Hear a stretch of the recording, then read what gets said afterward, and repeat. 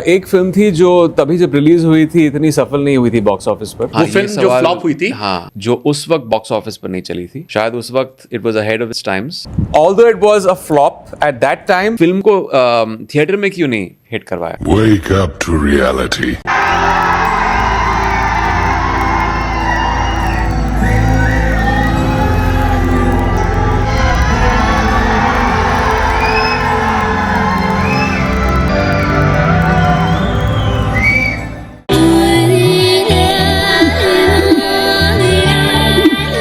तो 29 जून 2007 को Hindi speaking audience के जो इंडिया में बैठी थी उनके मजे बढ़ गए थे भाई साहब।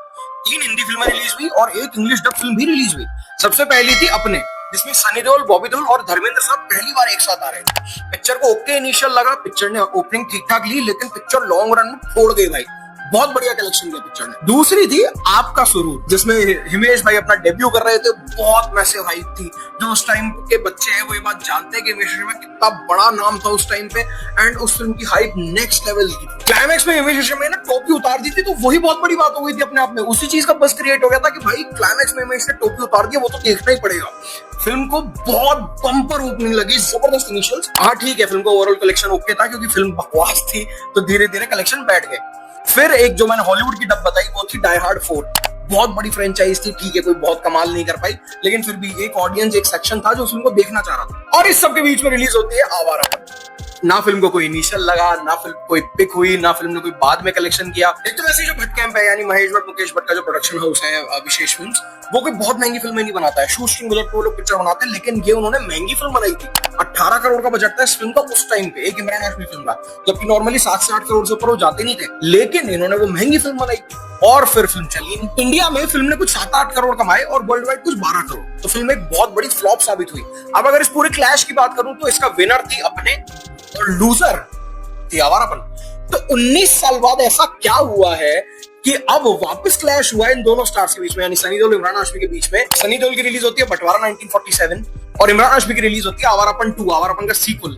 ऐसा क्या हुआ कि इस बार पानी नहीं मांगने दिया सनी देओल की फिल्म बंटवारा को आवारापन 2 ने। इतना जबरदस्त तरीके से अपना बदला पूरा किया है इस फिल्म ने। इसी बारे में आज इस वीडियो में हम बात करेंगे। मैं हूं आपका अपना कॉन्फिडेंट आलेख रवि माथुर और बहुत बहुत स्वागत करता हूं आपका ओनली गपशप माथुर का शब्द।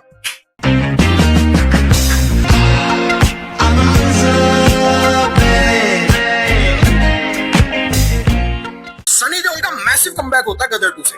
जाट भी हिट होती है और बॉर्डर 2 भी सुपर हिट होती है। आमिर खान का प्रोडक्शन, जिनको माना जाता है बहुत ब्रेनी आदमी है, बहुत अच्छी कहानियां चुनता है, बढ़िया कहानी कहता है। राजकुमार संतोषी, जिन्होंने घायल, घातक, दामिनी जैसी फिल्में करी सनी देओल के साथ, एवरीवन वाज लाइक ये वापस आएंगे ना सनी देओल के साथ तो धमाल हो जाएगा। 150 करोड़ का बजट, शबाना आजमी, प्रीति जिंटा जैसे कलाकार, अली फजल जैसे एक्टर, एक अच्छी ensemble cast, everything was there for Bantwara 1947। तो फिर ऐसा क्या हुआ कि पिक्चर जो 150 करोड़ के बजट में बनी हुई है, वो अपने पहले हफ्ते के जो वीकडेज हैं उनमें 1 करोड़ रुपए तक भी नहीं कमा पा रही थी पर डे।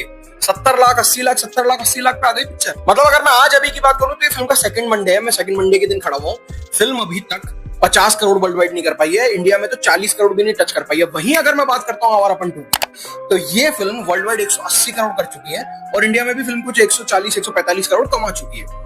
तो इतना मेजर डिफरेंस कैसे हो सकता है भाई, इतना वास्ट डिफरेंस। एंड मैंने थिएटर में फिल्म जितनी बार भी देखी, शायद ये पहली फिल्म है इमरान हाशमी की जिसमें मैं इतनी ज्यादा फीमेल ऑडियंस देख रहा हूँ। शायद ये पहली फिल्म है इमरान हाशमी की जिसमें बुजुर्ग लोगों को देख रहा हूँ। जब आवारापन 1 आई होगी या बाद में टीवी पे देखी होगी 20 साल पहले, तभी शायद 30, 40, 50 के रहे होंगे। अब वही लोग 60, 70, 80 के हो चुके हैं और वो अब थिएटर में आ रहे हैं एज कपल। बड़ा मजा आ रहा है यार, देख के बड़ा आनंद आ रहा है। लेकिन ऐसा क्या हुआ कि जनता ने टोटली आउटराइट रिजेक्ट ही कर दिया है सनी देओल की और आमिर खान की इस फिल्म को। एंड जनता पूरी तरह से उमड़ पड़ी है। मतलब फ्राइडे सैटरडे संडे जो ओपनिंग वीकेंड का फिल्म का, टिकट मिलने मुश्किल हो गए थे भाई आवारापन 2 के। ऐसा क्या हुआ है, इसके बारे में मैं इस वीडियो में डिस्कस करूंगा। मैं 5 पॉइंट में इस बारे में बात करूंगा। मुझे लगा अगर हम एक ऑर्गेनाइज्ड वे में चलेंगे तो ज्यादा अच्छे से मैं आपको अपनी बात समझा पाऊंगा। तो शुरू करते हैं पहले पॉइंट से। तो पहला पॉइंट है स्टोरी। तो भाई स्टोरी के मामले में ना बंटवारा 1947 की स्टोरी बहुत अच्छी है। मतलब जिस प्ले से ली गई है कहानी, जिन्हें लाहौर नहीं देखा वो जमिया ही नहीं, उसकी तारीफ है, या फिर जिस तरीके से इन्होंने उसको अडेप्ट करा है पिक्चर में उसकी तारीफ है, जो भी है। बट स्टोरी जेन्युइनली बंटवारा की बहुत बढ़िया है। इंडिया पाकिस्तान का बंटवारा हो गया है, फिर उसके बाद वो मुसलमान फैमिली पाकिस्तान आई है, उस घर में जो उनको अलॉट हुआ वहां पे ऑलरेडी एक हिंदू लेडी रह रही है जिनका वो घर पहले था, और अब उस घर को एक तरीके से आप सिंबल समझो कंट्री का। कि वो हिंदू और मुसलमान उस एक ही घर में रहना चाह रहे हैं, एक दूसरे को वहां से भगाना चाह रहे हैं। वो जो बात कहने का तरीका था ना, वो बहुत ही बढ़िया था। एंड इसके अलावा भी जो प्री क्लाइमेक्स में शबाना आजमी जी की डेथ होती है, क्लाइमेक्स में जैसे वो सब एक साथ आके उनको उनको हिंदू विधि विधान से उनका क्रियाक्रम करने के लिए लेके जाते हैं, सारे मुसलमान उनके साथ आते हैं कि नहीं यार ये हमारी भी माई है, हमने बचपन से इनको देखा है, हमारे मोहल्ले में रही है, आज हम पीछे कैसे हट जाएं जब ये इनकी डेथ हो गई है, तो हमारा भी कर्तव्य है ना साथ में आने का। वो वाला जो इमोशन था भाई, क्लाइमेक्स तो फिल्म आपको बिल्कुल झंझोर देगी। तो कहानी के मामले में बंटवारा को मैं ये पॉइंट दूंगा, क्योंकि आवारापन में कोई ऐसी खास कहानी थी नहीं। कोर आइडिया, कोर प्लॉट बहुत बढ़िया था, उस पर हम बाद में आएंगे। लेकिन अगर कहानी की मैं बात करूं तो बहुत ज्यादा एलिमेंट्स पहली फिल्म से ले रखे थे, नॉस्टैल्जिया की स्टाइल में वो फिल्म चल रही थी। कहानी कुछ ऐसी बहुत अमेजिंग थी नहीं, तो कहानी का पॉइंट तो भाई मैं बंटवारा को दूंगा। Point number 2, hero. अब अगर हीरो की बात करूं तो पहले बंटवारा की बात कर लेते हैं। ऑफ कोर्स बंटवारा में 2 मेजर हीरोज हैं, एक है सनी देओल और एक है शबाना आजमी। इवन प्रीति जिंटा का भी जो कैरेक्टर है वो एक तरीके से हीरो कैरेक्टर ही है। तो आधी फिल्म तक आप डिसाइड ही नहीं कर पाओगे कि हीरो है कौन। पहले आपको फिल्म जो है वो सहानुभूति दिलवाएगी सनी देओल और प्रीति जिंटा के फैमिली के साथ, क्योंकि यार उनका बेटा खो गया है, वो पलायन करके आए हैं पाकिस्तान। पर फिर वो बातें भी ऐसी कर रहे हैं कि इस बुढ़िया को बोल दो इसका बेटा हिंदुस्तान चला गया, अपने आप चली जाएगी। इस टाइप की बातें वो लोग कर रहे हैं जो आप उस कैरेक्टर से जुड़ नहीं पा रहे हो। इंटरवल के बाद जाके आप फाइनली शबाना आजमी के कैरेक्टर के साथ जुड़ते हो, तो भी आपको जो प्रीति जिंटा एंड सनी देओल का कैरेक्टर है ना, उनके साथ आपको जुड़ाव नहीं हो पाता। जो सनी देओल जो स्टार है फिल्म का, जो हीरो है, जिसको आपने एज हीरो प्रेजेंट किया है, वो आपको कभी हीरो पूरी फिल्म में लगता ही नहीं है। वहीं अगर मैं आवारापन पे आऊं, शिवम पंडित का जो कैरेक्टर है ना, वो ऐसा कैरेक्टर बनाया है जो अपने लिए कुछ नहीं करता है, वो अपना सब कुछ खो चुका है। मतलब उसका वो जो दुख है, वो जो दर्द है, वो जो खालीपन है, उसके साथ हम जुड़ जाते हैं एकदम बेहतरीन तरीके से।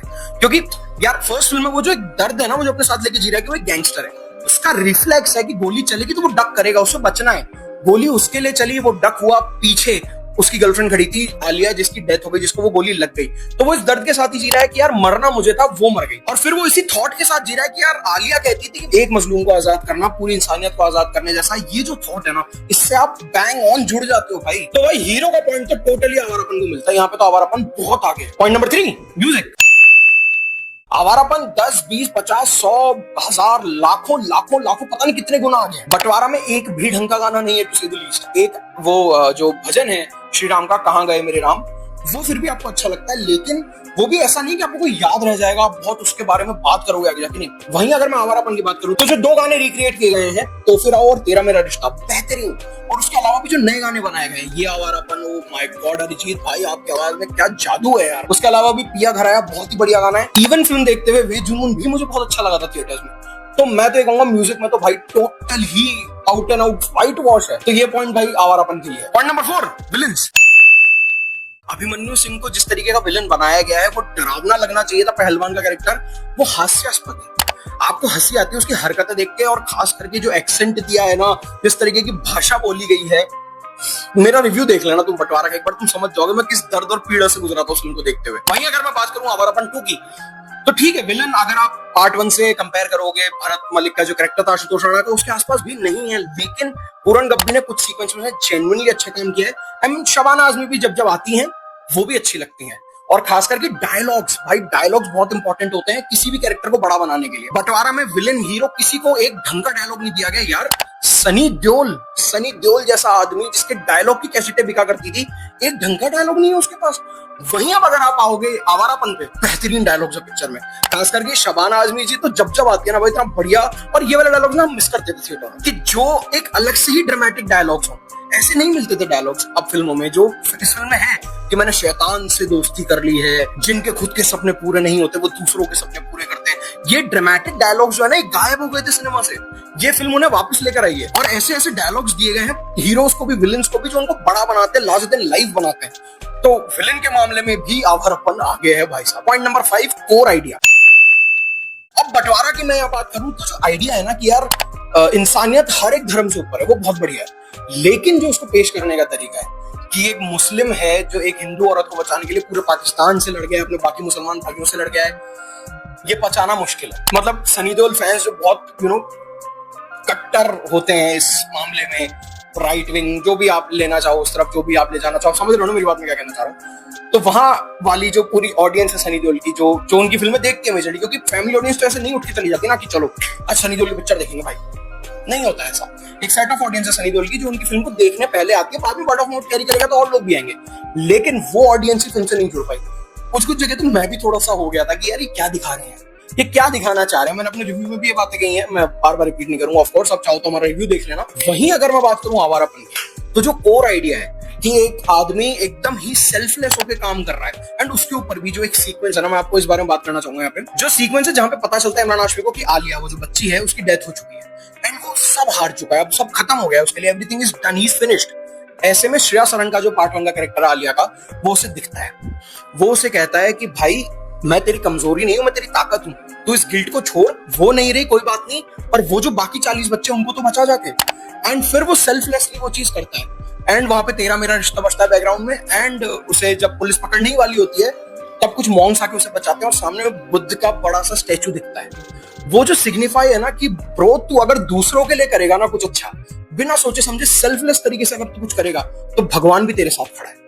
वो जो कोर आइडिया है ना आवारापन 2 का, भाई वहां film out of the park चली गई, मतलब इतना लंबा चक्का मारा पिक्चर ने कि बॉल खो गई। तो जो कोर आइडिया है और उसको जिस तरीके से प्रेजेंट भी किया गया है, ये पॉइंट में भाई आवारापन को जाता है। तो अगर ओवरऑल में टैली करूं तो 4 पॉइंट से आवारापन जीतती है, 4-1 का फाइनल स्कोर मेरे लिए तो रहा है। तो Bantwara was a weak film, it was a dated outdated film. इसके अलावा और डिटेल चाहिए तो आप हमारा रिव्यू देख सकते हो, जो कि चैनल पे अवेलेबल है, डिस्क्रिप्शन बॉक्स में मैं लिंक भी दे दूंगा। वहीं आवारापन 2 कोई बहुत परफेक्ट फिल्म नहीं है, लेकिन it is a thoroughly entertaining film. Film पहले सेकंड से आपको ग्रिप करेगी, लास्ट तक ग्रिप करके रखेगी, ग्रिप छोड़ेगी नहीं, अच्छी स्पीड में भागती है, एंजॉय कराती है, आपको एंटरटेन करती है, और खास करके जो आवारापन के फैंस है ना, उसके लिए तो ट्रीट है। अगेन इसके बारे में डिटेल में जानना है तो हमारा रिव्यू चैनल पे अवेलेबल है, उसको भी आप जाके डिस्क्रिप्शन बॉक्स से देख सकते हो। तो ये हमारा आज का वीडियो था। मेरे से कुछ लोग पूछ भी रहे थे कि क्या लगता है बंटवारा क्यों नहीं चली, आवारापन 2 क्यों चल गई, तो ये उसका रिस्पॉन्स एक तरीके से। तो अगर आपको वीडियो पसंद आया तो वीडियो को लाइक कर दीजिए, चैनल को कर लीजिए सब्सक्राइब, वीडियो को बड़े बड़े कमेंट छोड़ दीजिए, वीडियो को शेयर जरूर करिएगा, एंड मिलते हैं बहुत जल्दी। जय श्री राम, वंदे मातरम।